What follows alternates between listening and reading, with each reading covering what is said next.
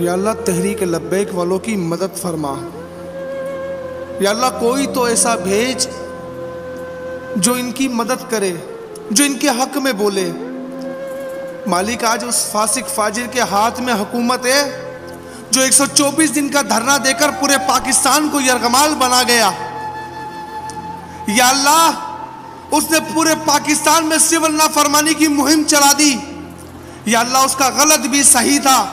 या अल्लाह तूने जहां उसको इतना जलील किया कि वो अपने किसी कौल पर कायम ना रह सका, ए अल्लाह तेरे हबीब के सिपाहियों के साथ लड़ रहा है। या अल्लाह तेरे हबीब के मोहब्बत करने वालों पे गोलियां चला रहा है। या अल्लाह इसके साथी जो जो इस काम में मुलव्वस है, या अल्लाह इनकी पकड़ कर ले। या अल्लाह तेरी पकड़ बड़ी मजबूत है, ए अल्लाह इसको जलील और रुसवा कर दे। मैं सबको कहता हूं हम कमजोर हैं, हम कमजोर हैं। ये मार तो वैसे लोगों को देगा गुर्बत में लाकर। अपने हजूर की मोहब्बत में एक बार उस कलमे का एहसास करते हुए दिल से आमीन बोलो कि अल्लाह जो भी आशिक रसूलों पर हथियार उठाए, जो उनको ऑर्डर दे, जो गोलियां चलाए, या अल्लाह उस समेत उसकी नस्लों को पकड़ लेना। ये अल्लाह उन्हें उस मर्ज में मुब्तला कर देना कि परवरदिगार वो तुझसे मौत की भीख मांगे तो उन्हें इज्जत से मौत ना दे।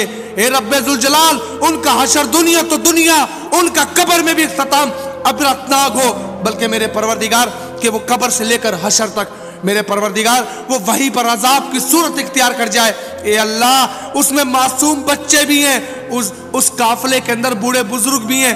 ए अल्लाह तेरे हबीब की इज्जत पर पहरा देने जा रहे हैं। मैं तमाम मुसलमानों को कहता हूं, क्या तुम्हारा मुतालबा नहीं है?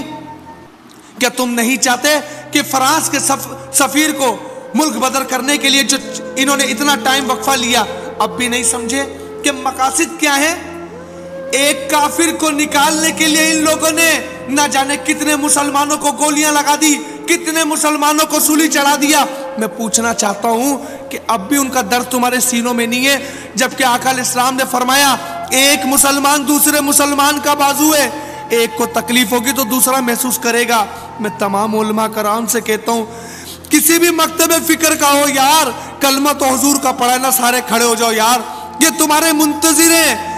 ये फासिक फाजिर लोग लाशें गिराने में देर नहीं कर रहे, इनको कोई फर्क नहीं पड़ रहा कि पाकिस्तान के अंदर खून रेजी हो रही है। इन्होंने अपना ही कानून बना लिया है, इनकी अपनी रियासत बन चुकी है। खुदारा सब खड़े हो जाओ, इनकी मदद को आओ। वहां पर न जाने कितने लोग बेहाल हैं।